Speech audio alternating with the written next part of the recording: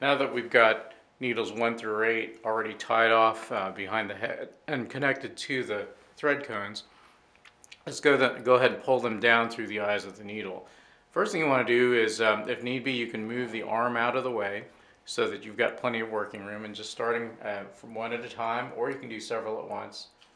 Go ahead and undock the thread from the springs. We will redock that thread through the springs, but we'll go ahead and start pulling. We'll start with needle 1 and pull gently, and just make sure you've got a nice, even, consistent feel. And you can see that knot, and pull backwards to make it easier for the knot to enter the front of the eye of the needle and exit out the back. And you can see that if you've got a nice stable knot, that pulls all the way through. So you want to do it carefully and pull one at a time.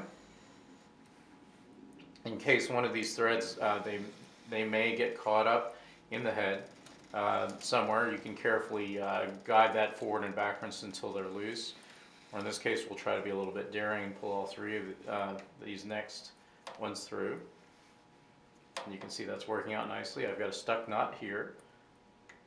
Doesn't always go so well the first time, until we've pulled all of the ones that we've tied through. And once you've got those threads pulled all the way through in the knots, and again, make note of any thread that has pulled loose or is uneven, so that we can go back to it. Take your threads and with a pair of scissors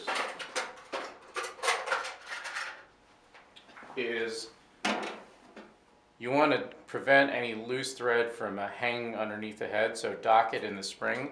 The spring is just above the presser feet here, so dock your loose ends in the spring with as much tension as you can, and cut that short. Do that for every one of them, and make that a habit for all of the thread that you work with, as your machine will sew better and more reliably without any loose tails of thread hanging. You can see this is a fairly fast operation, and when the machine uses the thread itself and is done with it, it'll actually tuck it behind the needles in the presser feet and the bar back here.